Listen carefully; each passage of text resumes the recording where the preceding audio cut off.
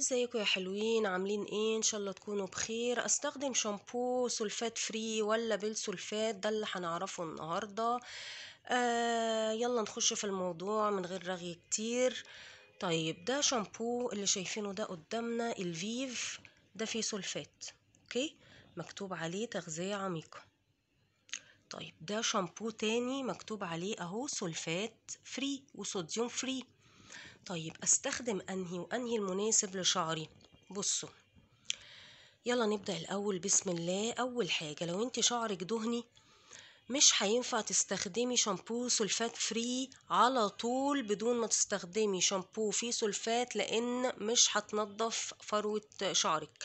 يعني دايما هتلاقي ريحة فروة راسك ريحتها كده مش حلوة، أو مش متنضفة قوي، أو برضو فيها زيوت، يعني النتيجة مش مرضية قوي. ده لو انت فضلتي ماشية على طول على السولفات فري. طب أعمل ايه؟ هنعمل موازنة. يعني انا مثلا استخدم اللي فيه سولفات مرتين في الاسبوع، لان انا طبعا شعري دهني.